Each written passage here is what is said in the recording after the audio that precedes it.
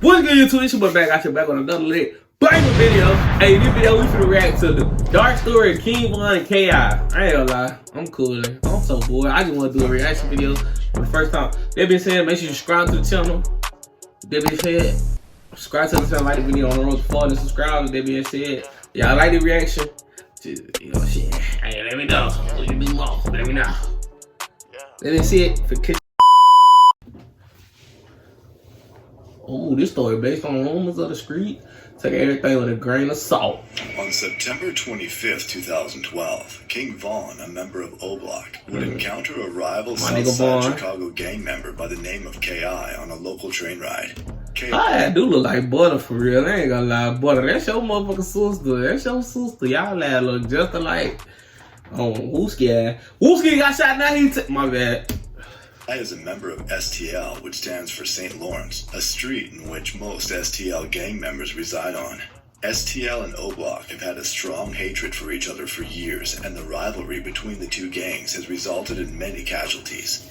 When King Von and Ki spotted each other on the train, the two immediately began to get physical, with King Von landing several punches to Ki's face. After the incident, King Von logged onto Twitter and tweeted about the altercation with Ki, claiming that an opposing gang member got caught with their guard down on the train. Ki would then begin to tweet about the situation herself by saying that her ear and arm are messed up. Ki followed that tweet by also saying that she only has a bruise on her face and that she's not tripping because her .40 caliber firearm would put a hole. Bro, really? Are we being honest? Von could have went to jail anytime. Y'all probably like, how? Nigga, they gotta check his Twitter, folks. If they checked your Twitter, if they checked his Twitter, boy, his ass would have been gone. That's all the evidence they need, everything, folks. His ass would have been gone. They just ain't found no witness. Like, that's my nigga. I fuck with Von again. I fuck with Von, but his ass would have been gone if they would have checked that nigga Twitter. His ass would have been gone. Like, for real, his ass would have been gone. Cut off the map, nigga. Like, I'm talking about gone, boy. But shit, police ain't smart though, so shit, they ain't never catch his ass. Rest in peace to my nigga though, he died, but they ain't never catch his ass cause they ain't wanna look for it. They try to, nigga, look on Twitter, like, fuck. But anyway, I ain't the police though, I'm just right there. She had a .40 cal, damn. Little girl carrying a 40. In Von's face.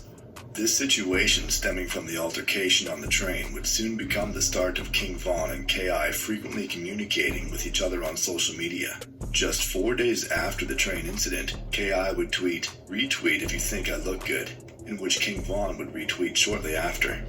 3 days later, Ki would get into another altercation on the train, but this time with Lil Scud, an O Block member who was friends with King Von. Ki was eager to let this be known and quickly tweeted out that she beat up Lil Scud and to let King Von know that she isn't someone to be messed with. After 30 minutes of no replies, Ki would tweet directly at King Von explaining how she beat up Lil Scud all by herself and that he didn't even get one punch on her. King Von would eventually reply stating that Ki is about that life and that he may be in love with her. Ki would respond to this by calling King Von gay. That nigga ain't. That nigga, she called him, cause she is stud, folks, so I see why a motherfucker be like, you gay. Bitch, you was stud on King Dave. Like, what was you, gay as hell? I ain't gonna lie. He said, don't do that, ma. His ass was, he devious, folks. He trying to get in her drawers. He nasty. You nasty. Your ass gonna catch a wingworm on my daddy. I ain't gonna lie. He didn't appreciate that and told Ki not to do that. And ended the conversation by saying he would treat Ki right. Phone. King Von would soon begin to direct message Ki on Twitter with his first DM being, "What up? I'm trying to change you and upgrade you. I want to nail something. What's up?" Ki would appear to be somewhat shocked by these DMs, but King Von would respond the next day, saying that it wasn't him who sent the first message, and then goes on to say that he likes Ki for real, and that when the gang war in Chicago is over with, that he is going to be with her. Ki would then go on to tell King Von that she heard a rumor in the streets that O Block is trying to kill her.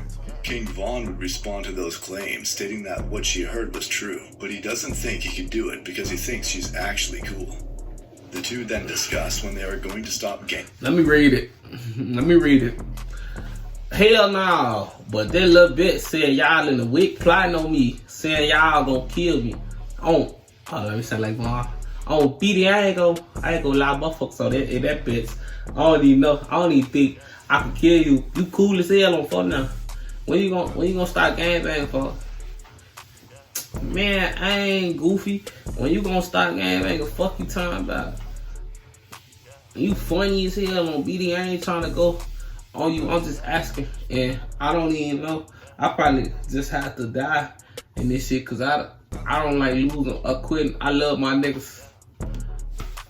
To which they both reveal they believe that they are both going to die in the gang war.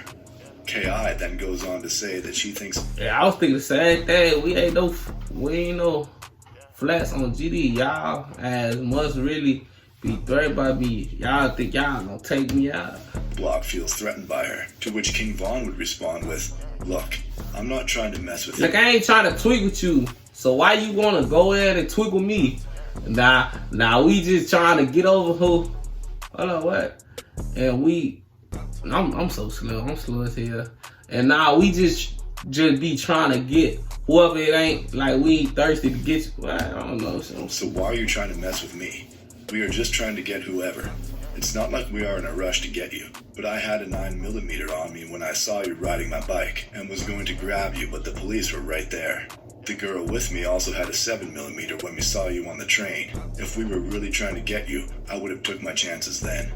KI soon responds by shouting out STL and states that she is ready to go to war with anybody.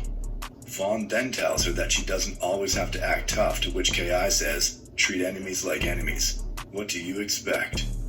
The next morning, KI would start off the day by dissing Odie Perry, a respected member of Wick City who was fatally shot just a few years prior. King Vaughn would see this tweet and respond with, "See, that's why you keep getting beat up." KI then tells King Vaughn to pull up, to which he responds with, "I should have pissed or spit on you after I beat you up, but I wasn't thinking." KI proceeds to laugh at this and tells King Vaughn to leave it in the streets. Shortly after this Twitter interaction, King Vaughn would go outside looking for KI and ended up running into a group of rival gang members at the local corner store. According to King Vaughn, the rival members were scared of him and had the store employees lock the door to keep him out.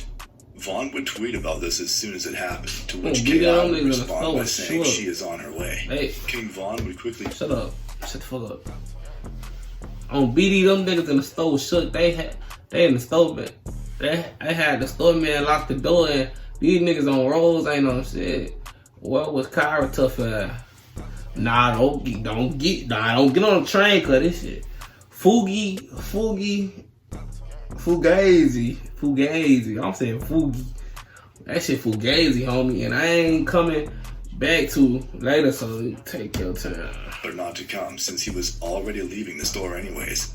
KI responds by calling Vaughn funny and says she'll come to wherever he is at, which Vaughn responds by telling KI to be smart. 4 days later, King Vaughn and KI would continue talking in the DMs after KI would message Vaughn with, "Where you at? Come outside." Vaughn would quickly respond to KI with a simple, "Don't mess with me," to which KI would reply back, taking a slight dig at O-Block and the work they're doing in the streets. King Vaughn would then ask KI if she wants to have a shootout with him, to which KI would shockingly respond with, "Hell yeah, you and your friend T-Roy." King Vaughn didn't seem to take this very seriously and responded back with, #very scary. KI then states that she was just around O-Block and didn't see anybody outside. Vaughn would soon reply saying that they're busy with other things, but that they will see them soon. KI would then tell King Vaughn that she thinks they are scared of them, to which King Vaughn replies with a simple, "Ha."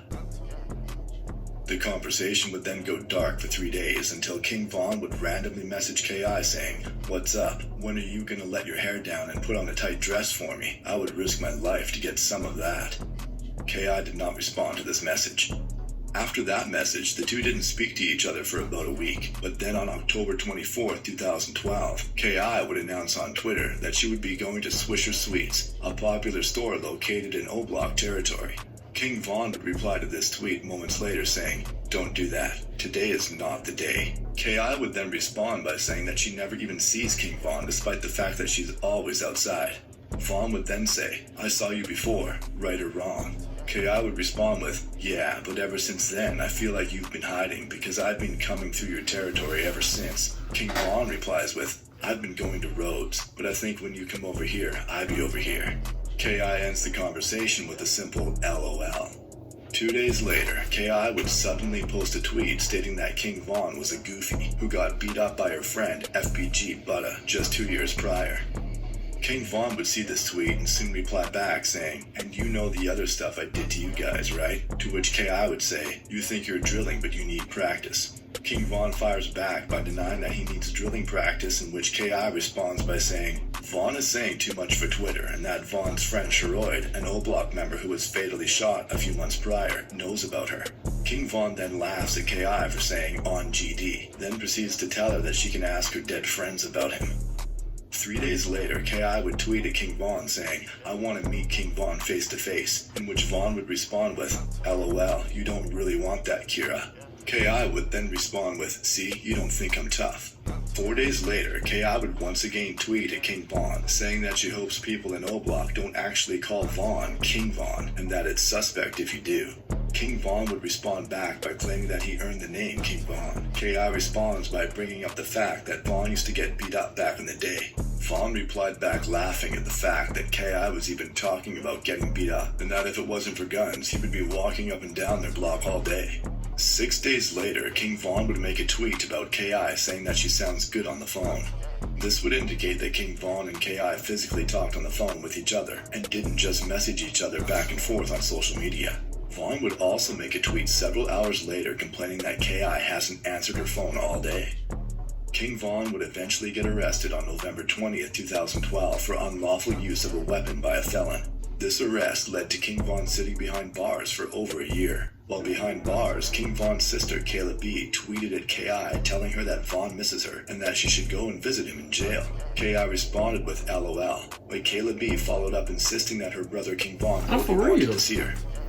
On February 11th, 2014, King Von was released from jail, and one of the first things he did following his release was tweet to K.I. saying, "What's up, you don't miss me?" K.I. would quickly respond with, "What's up, when are we linking up?" King Von would then respond by asking why she never came and visited him in jail after allegedly saying she would. K.I. would not reply directly to this tweet, but moments later tweeted, "How does it feel to lose your friend while behind bars?" referring to the death of J Money, one of the top members of O-Block who was fatally shot during Von's incarceration.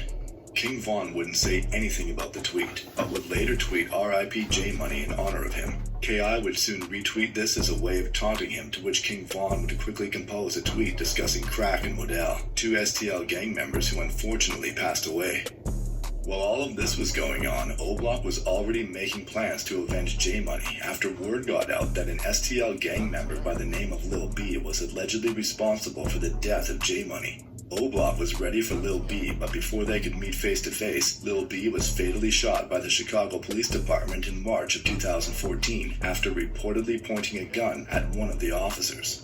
This means that O-Block would not be able to avenge one of their top members and were now looking for the next best thing. On April 10th, 2014, K.I. would release a series of tweets regarding her future. The tweets state, "I do what I do because I know God has a day for me. You're nobody until someone kills you. That's just real. I've seen too many of my friends in a casket." Less than 24 hours after posting those tweets online, K.I. and several others were standing outside of a home on the 6400 block of South Eberhard when a man exited the passenger side of a blue Oldsmobile that was parked facing eastbound on the corner of 65th and Eberhard.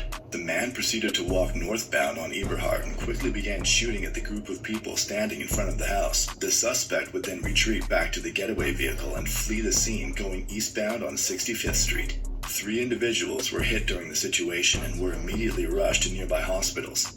The first victim was an unidentified male who got shot in his right foot and survived his injuries. The second victim was rumored to be FBG Butta, the same individual that K.I. claimed to have beaten up King Von in the past. Butta ass ugly as hell. Butta, your ass look like your sister.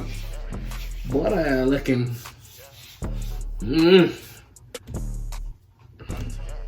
Butta was shot in the right knee and also survived his injuries. The third and final victim was shot 7 times and passed away from their injuries during surgery at the hospital. That individual was K.I. Detectives would arrive to the crime scene shortly after and began to interview anyone who saw what happened. While there were many witnesses on scene, most of them provided detectives with vague details about the case, with some of them even admitting that they are scared to cooperate. However, certain witnesses gave the detectives a similar story, stating that a man wearing dark-colored clothing approached the house and began to open fire while yelling things at them. These witnesses would also give detectives a name of someone who they think may have committed the crime, a name in which the Chicago Police Department were already quite familiar with. Over the next couple of days, authorities would continue to investigate the homicide of K.I. and eventually developed a photo spread of potential suspects. Witnesses were soon called in to view the photo spread, and almost all of them were quick to point out the same suspect whose name was given to detectives on the day of the crime. Then on April 29, 2014, just 18 days after the murder of K.I., Davon Bennett, aka King Von, was taken into custody by Officer Fernandez of the Chicago Police Department's Fugitive Apprehension Unit to be interviewed by detectives. At around 1 p.m., King Von was placed in an interview room where two detectives began to question him about his involvement in K.I.'s murder.